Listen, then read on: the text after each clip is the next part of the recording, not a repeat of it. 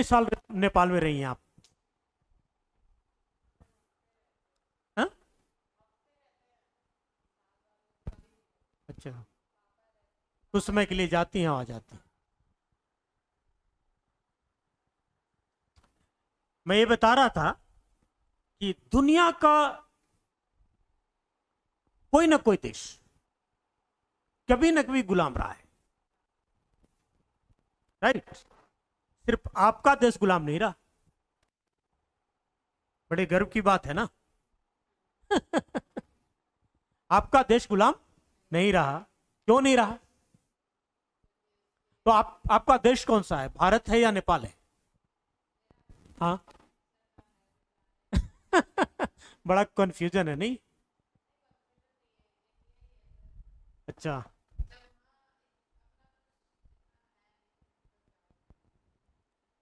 Okay.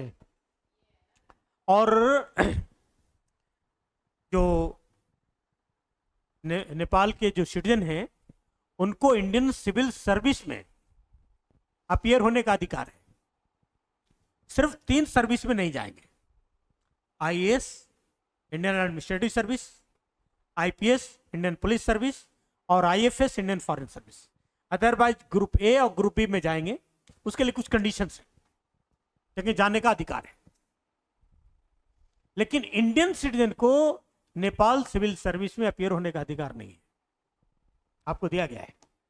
इसलिए आपके दोनों हाथ में लट्टू है, वहां भी अपियर हो, यहां भी अपियर हो। खैर, मैं ये कह रहा था कि दुनिया में लगभग सारे देश किसी न किसी समय गुलाम रहे। सबसे ज्यादा गुलामी तो भारत ही झेला है। अंग्रेज का ही गुलाम 200 साल रहा है। कितने आक्रमणकारी आए, यहां सब लूटा और खसोटा। क्योंकि ये जो देश यूनाइट ही नहीं था। लेकिन नेपाल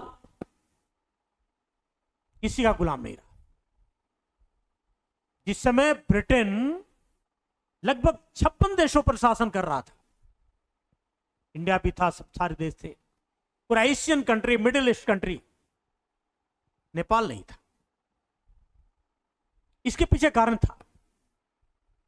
हां, नेपाल पर एक बार बंगाल के शासक ने आक्रमण किया है। उनका नाम है शमसुद्दीन इलियास।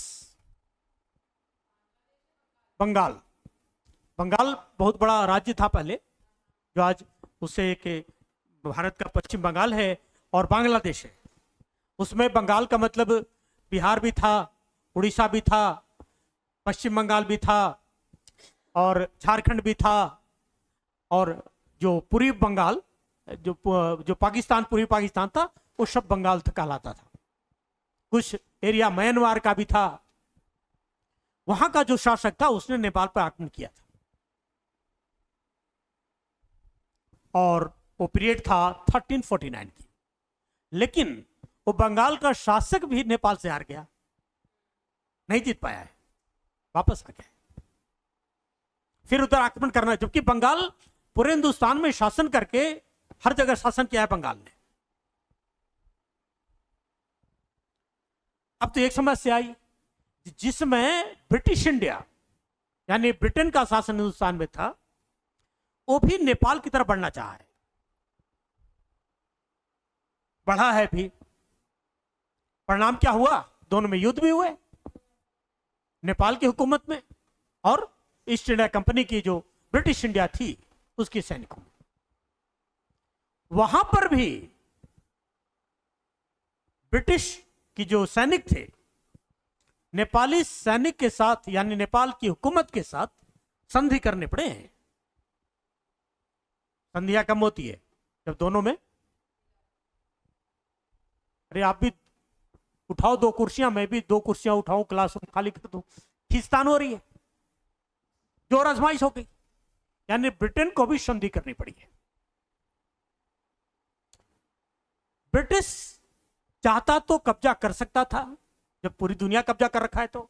नेपाल को इसलिए नहीं कर पाया कि उसकी जो भौगोलिक स्थिति थी, राइट, हिमालय का दुर्गम पर्वतीय क्षेत्र, वहां आना जाना आसान काम नहीं था, अपने तोपखाने ले जाएं, गाड़ियां ले जाएं, पॉसिबल नहीं था। चाहते तो रास्ता बना सकते थे, राइट, फिर भी नहीं बना पाए। कारण यह था कि जो नेपाल के सैनिक थे, गोरखा खास करके, वो काफी बहादुर थे और गोरिल्ला वार करने में सक्षम थे। गोरिल्ला वार समझती हैं आप? नहीं नहीं, छुप करके आक्रमण करना, गोरिल्ला गोरिल्ला की लड़ाई, छुप करके आक्रमण करना, यानी उसमें तो थे ही, स्किल्ड थे। इसके अलावा जो पर्वत क्षेत्र में कैसे युद्ध होगा, जंगली क्षेत्र में, तो पर्वत पे रहने के कारण से उसकी वातावरण को पूरा समझते थे कि कैसे युद्ध लड़े जा सकते हैं, जीत जा सकते हैं। तो इन सारी चीज को देखकर एक तरह से ब्रिटिश की हुकूमत नेपाल की गोरखा सैनिक से हार गया, और जिसका परिणाम क्या हुआ कि उसके बाद से गोरखाओं को अपनी सेना में लेने लगे, और ये देश स्वतंत्र रहा, गुलाम नहीं हुआ। हाँ, ये हुआ कि वहां के जो राजा जो थे उस टाइम का, वो भी एक तरह से रणनीतिक कौशल थे। रणनीतिक कौशल का मतलब हुआ कि काफी सक्षम थे कूटनीति करने में, उस वैदेशिक नीति में। उस टाइम उन्होंने देखा कि ब्रिटेन से लड़ करके हम नुकसान भी कर सकते हैं, इसलिए कुछ वैसे एरिया को छोड़ दिया और संधि कर ली, और नेपाल की संप्रभुता भी बनाए रखा है। एक तो भौगोलिक कारक है, भौगोलिक कारक में भी ब्रिटेन की हुकूमत लड़ने के सक्षम थी। उस समय तो फिजिकली लड़ाई होता था, कोई एटम बम वगैरह, मिसाइलें वगैरह तो थी नहीं, तोप वगैरह हुआ करते थे,